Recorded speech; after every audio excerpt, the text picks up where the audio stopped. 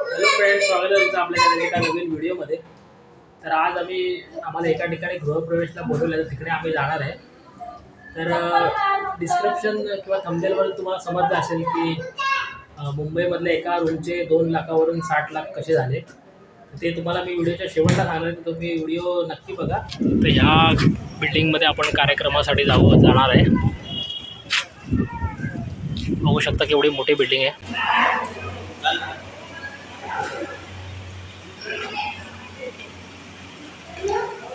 हा बिल्डिंगचा एंट्रन्स आहे.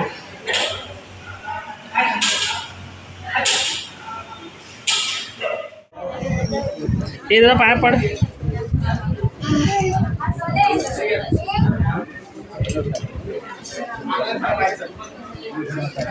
फोटो काय काढता येतो आपल्याला. दादा इकडे बघ, दादा ऋतू इकडे बघ. मित्रांनो, आम्ही आता गृहप्रवेशाच्या कार्यक्रमामधून आलेलो आहोत. तर ज्या घरी आम्ही गृहप्रवेशाच्या कार्यक्रमासाठी गेलो होतो त्या घराची म्हणजे फ्लॅटची किंमत आताच्या घडीला 60 लाख रुपये आहे. तर ती 60 लाख रुपये कशी झाली, तर ते म्हणजे आपल्या ज्या महाराष्ट्र सरकारचा जो झोपडपट्टी पुनर्वसन प्रोजेक्ट आहे, SRA ज्याला बोलतात, तर त्या स्कीममधून एक फ्लॅट त्यांना मिळाला होता. तर ह्या SRA प्रोजेक्टची सुरुवात जवळपास 15 वर्षापूर्वी झाली होती.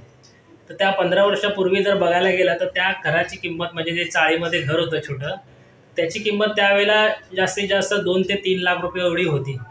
आणि आज 15 वर्षामध्ये जो टॉवर उभा राहिला, ज्याच्यामध्ये त्यांना त्या फ्लॅटमध्ये त्यांना घर मिळालं, तर आत्ताच्या घडीला त्या फ्लॅटची किंमत झालेली आहे 60 लाख रुपये. तर मित्रांनो, सांगायचं एवढंच, जर तुमचा मुंबई ठाणेमध्ये वगैरे मुंबईच्या आसपास जर चाळीमध्ये एखादं घर असेल तर ते तुम्ही कोणाला विकू नका, ते तुम्ही ठेवा.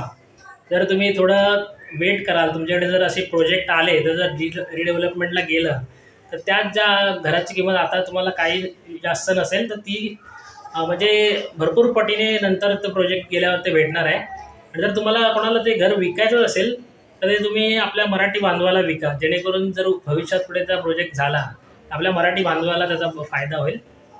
चला, तर व्हिडिओ आवडला असेल तर व्हिडिओला लाईक करा, चॅनलवर नवीन असेल तर चॅनल सबस्क्राईब करा.